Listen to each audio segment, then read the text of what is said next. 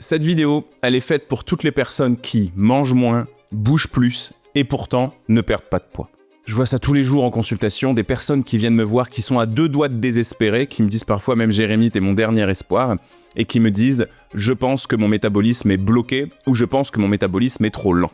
Aujourd'hui, je vais donc vous donner une méthode en 2 semaines pour relancer votre métabolisme et votre perte de poids. Pas un régime privatif, pas une liste d'aliments interdits, mais quelque chose de prouvé par la science qui a fait ses preuves auprès de mes patients depuis 10 ans que je suis nutritionniste. Bref, vous allez avoir le protocole parfait pour relancer votre perte de poids et un protocole que vous allez pouvoir mettre en place aussitôt après avoir vu cette vidéo. Et on commence tout de suite. Si votre métabolisme est bloqué, la première chose à faire, c'est de vous intéresser à la santé de vos intestins. Avant même de penser aux calories, avant même de penser à la dépense énergétique, si la vie qu'il y a dans vos intestins, si les bactéries qui y vivent, qu'on appelle le microbiote, la flore intestinale, etc., ne sont pas en forme, vous allez vraiment avoir beaucoup de mal à perdre du poids. Et même si vous en perdez, vous allez avoir du mal à maintenir ce poids stable. Donc il faut déjà réparer ça.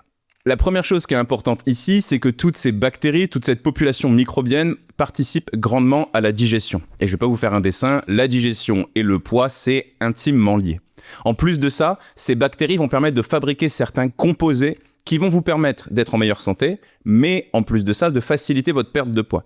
Je pense à des choses comme de la vitamine K2 ou de la vitamine B9 pour le côté santé, mais pour le côté poids, on a aussi des choses qu'on appelle des acides gras à chaîne courte, tels que le butyrate. Retenez pas forcément ces termes, mais ça, c'est des choses super importantes pour que votre perte de poids se passe bien, ou au moins se déclenche. Pourquoi est-ce que c'est important ? Eh bien, comme l'étude scientifique que je vous remets juste ici et dans la description l'a prouvé, la présence en quantité suffisante de ces composés permet ensuite la fabrication de certaines hormones qui vont déclencher et faciliter la perte de poids. Premièrement, la satiété, c'est-à-dire à quelle vitesse et pendant combien de temps vous êtes rassasié grâce à un repas. Deuxièmement, la présence ou non de fringales, c'est-à-dire de pulsions sucrées et ou grasses pendant votre journée. Et puis troisièmement, la facilité avec laquelle votre corps va utiliser les calories que vous lui apportez grâce à l'alimentation comme carburant. Et ça, c'est tout simplement la définition du métabolisme. Bon, c'est bien beau ça, mais comment savoir si vous avez un petit problème par rapport à votre microbiote ? C'est pas compliqué. Votre ventre est en souffrance, votre digestion se passe mal. Vous avez des ballonnements, vous avez des gaz, vous avez de la constipation, de la diarrhée, peut-être des douleurs après avoir mangé, voire peut-être aussi un petit cocktail de tous ces petits signes qui se mélangent au quotidien. Et pour réparer ça, il va vous falloir 2 choses. Premièrement, manger des aliments qui contiennent ces probiotiques, qui contiennent donc ces bactéries. Là, ça va être tous les aliments fermentés. Les fromages, avec la croûte si possible, si vous aimez ça. Les laitages fermentés, les skyrs, les petits suisses, les fromages blancs, etc. Le vinaigre, la choucroute, les pickles de légumes ou encore toutes les boissons fermentées telles que le kéfir, le tempeh ou encore le kombucha. Il y a beaucoup d'aliments très originaux, très particuliers dans cette liste, vous prenez pas trop la tête. Une portion de laitage fermenté par jour, une portion de fromage par jour, un petit peu de vinaigre quand vous en avez l'occasion, un petit peu de choucroute si vous aimez ça, et c'est bon, ça fera très bien le travail. Pas besoin de grossir le trait, d'avoir une alimentation qui vous ressemble pas et de vous mettre à manger des pickles ou du kombucha à longueur de temps, surtout si vous aimez pas ça. Et puis deuxième chose, il faut nourrir ces bactéries grâce à des fibres qu'on appelle prébiotiques, et là c'est tous les aliments végétaux, les fruits, les légumes ou encore les fruits à coque qui vont être intéressants. D'ailleurs, si vous manquez d'idées pour cuisiner tous ces aliments qui sont super sains et que vous voulez pas passer votre vie à cuisiner tous les soirs 1 heure pour toute la famille, je vous rappelle que je mets à votre disposition dans la description sous la vidéo un lien sur lequel cliquer pour obtenir 1 semaine de menu express avec les recettes qui sont fournies. C'est gratuit, profitez-en.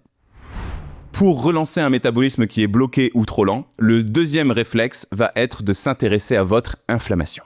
Ça, c'est quelque chose dont on ne parle pas assez, surtout dans tous les pseudo-régimes à la mode où on vous dit juste mangez moins, bougez plus. C'est assez clair. Si vous avez de l'inflammation chronique, vous perdrez pas de poids, ou alors vous allez perdre du poids à une vitesse très lente et galérer pour le maintenir. Il faut déjà régler ce problème.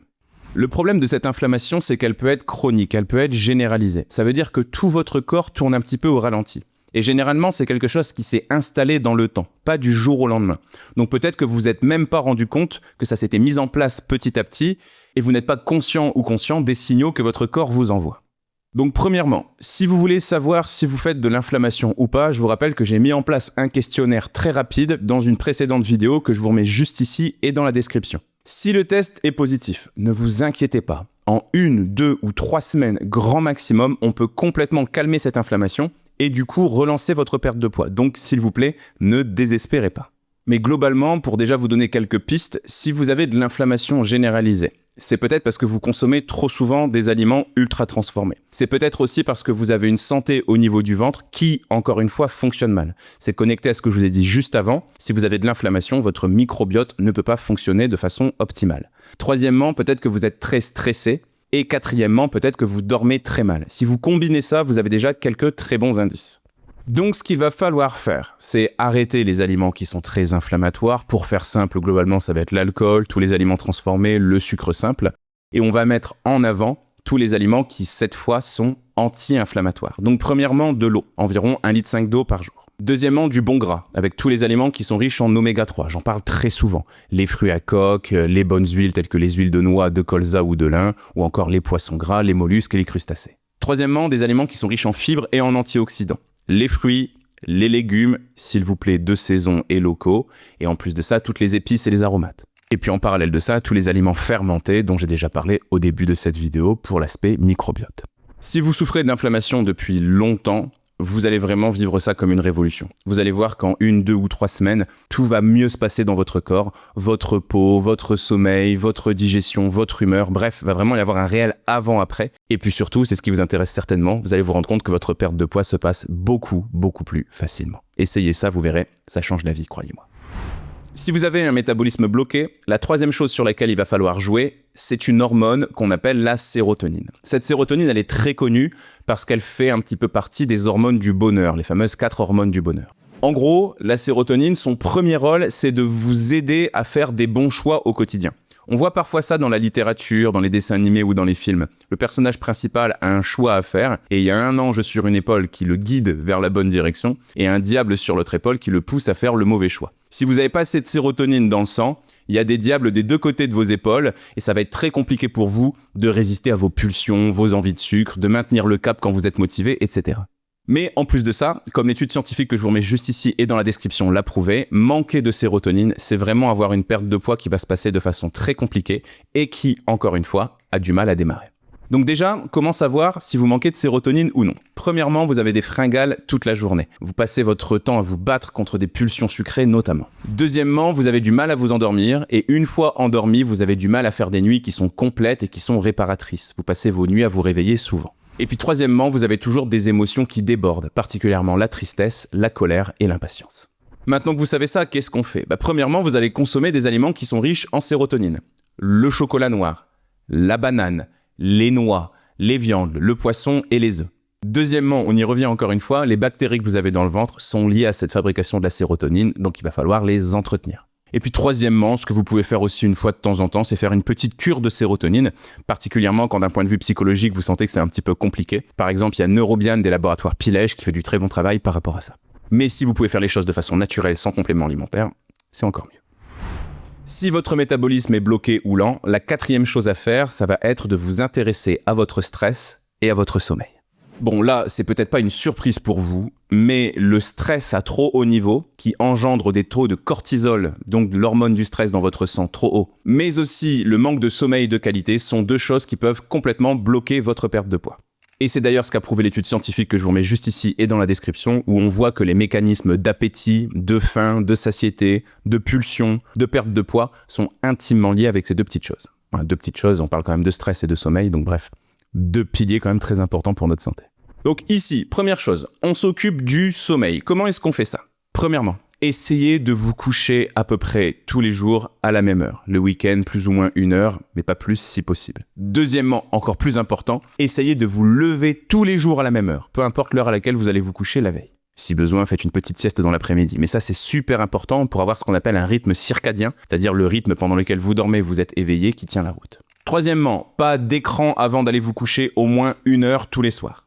Quatrièmement, mangez et buvez au moins 1h30 avant d'aller vous coucher le soir aussi. Vous risquez de vous endormir plus facilement, particulièrement quand vous faites des gros repas. C'est notamment pour ça que le dimanche, on fait parfois la sieste devant la télé à 14h, mais votre nuit va être moins réparatrice. Vous allez beaucoup vous réveiller. C'est un petit peu comme quand on dort après avoir beaucoup bu. On s'effondre niveau fatigue, mais on dort mal. Cinquièmement, dormez dans une pièce 100% noire. Pas de volets ouverts, pas d'écran, pas de petite lumière. Le noir le plus complet possible, s'il vous plaît. Sixièmement, ça va pas vous faire plaisir, ça fait pas plaisir à ma femme quand j'en parle, mais essayez de dormir sans animaux de compagnie. Ils font du bruit, ils ronflent, ils pètent, ils sautent sur le lit. on les aime beaucoup, moi le premier, mais ils dorment dans leur niche ou dans leur panier, pas dans le lit. Et puis 7e et dernier conseil, faites en sorte que votre chambre et surtout votre lit soit un espace qui soit réservé au sommeil. Bon, sommeil et activité sexuelle bien évidemment, mais évitez de jouer à la console, regarder la télé, bref, essayez d'utiliser votre chambre uniquement pour les activités nocturnes. Comme ça, votre cerveau va associer le fait de vous trouver dans votre lit à l'idée de produire de la mélatonine, l'hormone pour vous aider à vous endormir. Ensuite, on passe au stress. Et ici, ça repose sur 3 piliers. Le premier pilier, c'est le changement. Essayez de dézoomer un peu sur votre quotidien et essayez d'observer les choses dans vos journées qui créent ce stress. Et une fois que vous les avez identifiés, si possible, bien évidemment, essayez de les changer. Deuxième pilier, l'aspect exutoire. Essayez de trouver des activités qui vous permettent d'extérioriser ce stress plutôt que de le garder au fond de vous. Ça peut être des choses qui sont très intenses, telles que de la boxe par exemple, ou telles que du sport très intensif. Mais si c'est pas trop votre truc, ça peut aussi être des choses qui sont très douces, de la peinture, de la lecture, du théâtre, peu importe. Encore une fois, faites quelque chose qui vous ressemble, c'est super important. Et puis troisième pilier, l'aspect confession. Essayez de trouver un ou une confidente afin d'extérioriser les pensées que vous avez, afin d'extérioriser le stress que vous subissez et finalement ne plus le subir. Ça peut être un ami, une amie, un frère, une sœur, mais ça peut aussi bien évidemment être un psychologue. Il n'y a pas de honte à aller consulter pour faire baisser un petit peu le niveau de stress. Une fois que vous avez mis ces 2 habitudes, pour le sommeil et pour le stress, essayez d'ajouter 2 réflexes. Tous les jours, vous allez passer 30 minutes exposé à la lumière du soleil, même en hiver. Ça va permettre à votre corps de s'oxygéner, de respirer un tout petit peu, mais aussi de fabriquer de la vitamine D qui est super importante pour bien dormir et pas trop subir le stress. Et puis deuxièmement, tous les jours, vous bougez 30 minutes. Bien évidemment, ça peut être du sport, mais ça peut aussi être un petit peu de marche, ça peut aussi être un petit peu de bricolage. Ici aussi, faites quelque chose qui vous ressemble et qui vous procure du bonheur.